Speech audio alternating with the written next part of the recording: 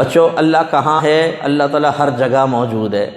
وہ بھائی ہر جگہ موجود نہیں ہے، ہاں وہ موجود ہے، جگہ میں نہیں ہوتا اللہ تعالیٰ۔ غلط عقیدہ پڑھا رہے ہوتے ہیں بچوں کو شروع سے ہی، وہ سمجھتے ہیں اللہ تعالیٰ جگہ میں ہے۔ اور ہر جگہ موجود جب آپ کہیں گے تو معاذ اللہ ثم معاذ اللہ، نالی بھی ایک جگہ ہے، گٹر بھی ایک جگہ ہے، ہر جگہ موجود کا مطلب آپ تو یہ تصور دے رہے ہیں کہ اللہ تعالیٰ ہر جگہ ہے، اور گندی جگہ پہ بھی اللہ تعالیٰ ہوگا، اور وہ اس کی ذات کے اعتبار سے تو ہے ہی نہیں۔ مطلب ہر جگہ کا جو آپ کہہ رہے ہیں تو ذات کے اعتبار سے تو ہم نہیں کہتے کہ اللہ تعالیٰ موجود ہے، ہر یہ جگہ کا بھی کہیں گے تو ذات کے اعتبار سے تو نہیں کہیں گے، لیکن وہ تصور ایسا پیدا ہو جاتا ہے جیسے ذات کے اعتبار سے ہر جگہ موجود ہے۔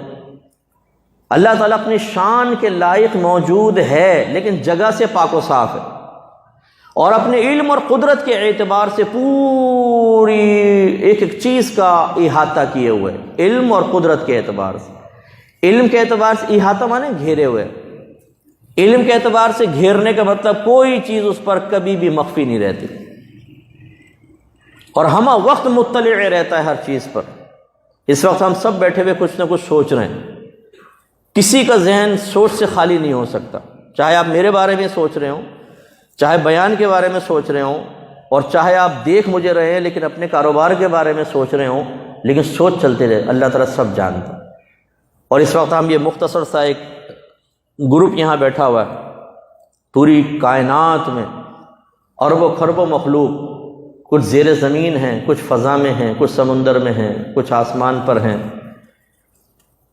بیکٹیریاز ہیں جو نظر ہی نہیں آتے۔ اس وقت اس ٹیبل کے اوپر کتنی مخلوق موجود ہے آپ کو مجھے نظر نہیں آئے، حتیٰ تک ایک پورا اپنا کبھی مائکروسکوپ کے اندر کر کے دیکھے گا، ایک دم سمجھ ڈر جائیں گے، انگلی پہ اتنے سارے کیڑے مکوڑے چھل رہے ہوں گے اگر آپ باہر سے ہاتھ واتھ لگا کر آئے نا، تو اتنے جرثومے۔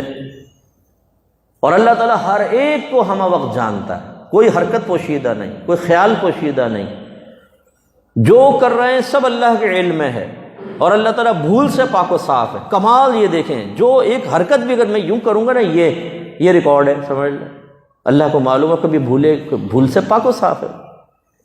کتنی زبردست اس کی قدرت ہے، آپ اندازہ کریں۔ تو اللہ تبارک و تعالیٰ اپنے علم کے اعتبار سے پوری مخلوق کو گھیرے ہوئے ہے، یعنی کوئی بھی اس سے مخفی نہیں ہو۔ اور ہمارے اعتبار سے، اللہ کے اعتبار سے ماضی حال مستقبل نہیں ہوتا، اس کے لیے تمام زمانے یکساں ہیں۔ ہمارے اعتبار سے وہ ہمارا ماضی بھی جانتا ہے، ہمارا حال بھی جانتا ہے، اور ہمارا مستقبل بھی جانتا ہے، اتنا وسیع علم ہے اس کا۔ وہ ایک عقیدہ لکھا ہوا ہے نا کہ اللہ کا علم تبدیل نہیں ہوتا، اس میں تغیر پیدا نہیں ہوتا، ہمارے علم میں تغیر پیدا ہوتا۔ کیسے تبدیلی کیسے پیدا ہوتی ہے؟ ہمارے گھر میں بچہ پیدا ہوتا ہے، اس کی ایک تصویر ہمارے ذہن میں آتی ہے، اس کے بعد کا تو ہمیں علم نہیں ہوتا کون سی شکل اختیار کرے گا، ناک موٹی ہوگی، چھوٹی ہوگی، لمبی ہوگی، پھر یہ جوان ہوگا تو چوڑا ہوگا، پتلا ہوگا، چھوٹے قد کا بنے گا، بڑے قد کا بنے گا۔ وہ جیسے جیسے بڑھتا جاتا ہے ہمارا علم بدلتا جاتا ہے نا، تھوڑا تھوڑا۔ ہم پہلے کہتے ہیں دادی پر گیا، پھر کہتے ہیں نہیں پھپھو پہ گیا، پھر کہتے ہیں ننیال پہ چلا گیا، پھر ددیال پہ کہتے ہیں پتہ نہیں کس پر گیا، حیران ہو کے بولتے ہیں کس پر گیا ہے۔ اسی طرح وہ بڑا ہو کے اسے کیا مزاج بنے گا، کیا اخلاقیات اختیار کرے گا۔ پہلے بڑے شریف ہوتے ہیں، بڑے بدماش بن جاتے ہیں، پہلے بڑا بدماش ہوتا ہے، آگے چل کے بہت اچھے بچے بن جاتے ہیں۔ لیکن اللہ کا علم نہیں بدلتا۔ کیا مطلب؟ اسے پتہ ہے ابھی یہ کیا ہے اور بعد میں کیا ہوگا، اس کا علم کیا بدلے گا، اسے پہلے ہی پتہ ہے کیا کچھ ہوگا۔ اس پر میں اکثر یہ سمجھاتا ہوں، جو ہماری بہنیں یا آپ میں سے بھی کوئی ہو سکتا ہے بھائی ایسے بیٹھے ہوں یا مجھے سن رہے ہوں، جو منتوں میں بڑی بڑی عبادات کا ذکر کر کے معاذ اللہ اپنی دانست میں اللہ کو متاثر کرنا چاہتے ہیں۔ بعض مائیں کہتی ہیں اللہ میری بیٹی کی شادی ہو جائے نا 1000 نوافل پڑھوں گی۔ اگر ان کو کہے نا اماں 2 نوافل کا کہہ دو، نہیں نہیں نہیں، انہیں ایسا لگے گا جیسے معاذ اللہ ثم معاذ اللہ، جیسے عام آپ آفس میں جائیں نا کسی کو بولیں یار 200 روپے میں کام کر دو، اوپر سے نیچے تک دیکھے گا، اور 2 لاکھ دیں تو فوراً کام ہو جائے گا۔ تو اللہ کی بارگاہ میں بڑی عبادت کا ذکر کرو تاکہ اللہ متاثر ہو، بھائی 1000 نوافل، بھائی کام کرو اس بندی کا، جلدی سے کام کرو۔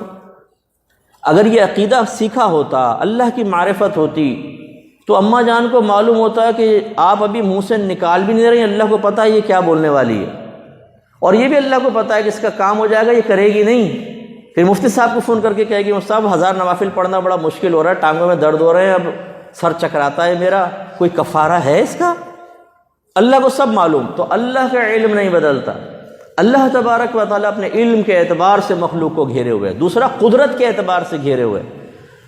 قدرت کا مطلب کیا ہے؟ وہ ہر چیز پر تصرف کا اختیار رکھتا ہے، جس کو چاہے پیدا کرے، جس کو چاہے مارے، جس کو چاہے لمبا کرے، جس کو چاہے چھوٹا کرے، جس کو صحت دے، جس کو بیمار کر دے، کسی کو مالدار کر دے، کسی کو تنگدست کر دے، کسی کو صاحب عزت بنا دے، کسی کو ذلت کے دریا میں غرق کر دے، کسی کو خوبصورت بنا دے، کسی کی خوبصورتی چھین لے، سب پر قادر۔ یہ ہے اصل عقیدہ کہ اللہ تعالیٰ موجود ہے، جگہ نہیں کہیں گے، اللہ موجود ہے، اور اپنے علم اور قدرت کے اعتبار سے ہر چیز کو، ہر ذرے کو گھیرے ہوئے۔